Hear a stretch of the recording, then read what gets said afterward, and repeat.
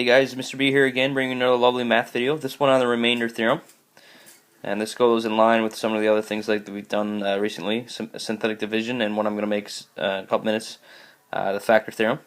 And all the remainder theorem says that if we divide, say, a polynomial like a cubic, ax cubed plus bx squared plus cx plus d by some linear factor or something like this, x minus, let me give you, I usually say x minus a, but since I have a as a leading coefficient, let's call it x minus, I don't know, z.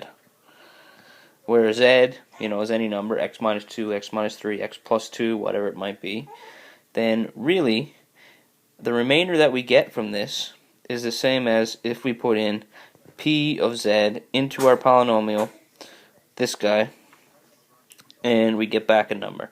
So if we use synthetic division to divide something like that, we really are wasting our time if we just want to know the remainder. All we need to do is evaluate the polynomial for the given number, and then we'd have remainder. So let's see this as an example, and it's really easy. It's not hard to understand, but it's definitely time saving.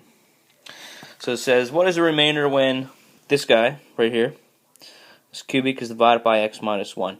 So again, you're on a test, you get this question, maybe a multiple choice, you got to sort of make a decision. Do you want to actually, write out the synthetic division and figure out the remainder, where there's lots of room for error, or all you need to do is evaluate p of 1. So we take what numbers here and we do the opposite, x minus 1, so that's actually x,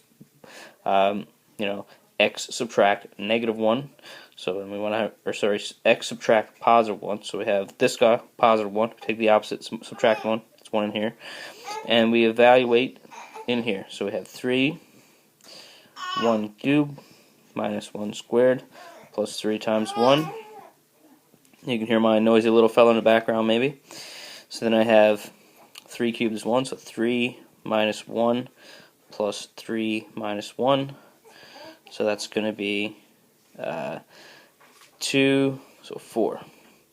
So the remainder when this cubic is divided by x minus 4, or x minus 1, is 4. So that's really all there is to it. That's a great example, a good multiple choice question, and really where it comes in handy is if you're asked a question something like this. Let me just erase this for 1 second. If you're asked something like this on a test, where instead of this little guy right here, you had something a lot more complicated, like maybe, I don't know, x to the 21 minus 3x squared plus 1, and you're going to try and do that by synthetic division. You'd start out and you'd have 1, then you'd have a crazy amount of zeros to try and get to this x squared term, so it wouldn't be feasible. You have to use remainder theorem. So with the remainder theorem, it's to be simple. You put the 1 in, 1 to the 21 minus 3 times 1 squared plus 1. So it becomes actually a really easy question when you do that, and you do the math on it and figure out what it actually is. Now another type of question that often comes up is something like this. If p of 1 is 2 for this guy is given, find k. So I can go ahead and gotta recognize what that means. I have to recognize that this is the remainder theorem. So if I have if I divide this guy by x minus 1, I'll get 2 back. Really all we need to think about is that, well, if p of 1 is equal to 2, well, that's also equal to 2, 1 cubed minus 2 to the 1 squared plus k times 1. I'm going to run out of room here. Minus 4. I'm just neaten that up a little bit. Minus 2, 1 squared plus k times 1 minus 4. So now all I need to do is sort of reduce this down as much as possible, then solve. So I have 2 is equal to 1 cubed is 1 times 2 is 2 minus 2 plus k times 1 is just k minus 4. So these cancel, so I'm left with subtract 4, add that to both sides, so I end up with 6 is equal to k. So there's my value of k.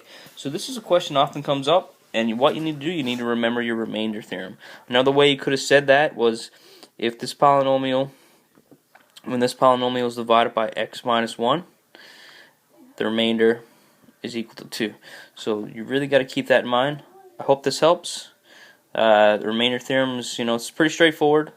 So good luck, and I'll see you guys in class.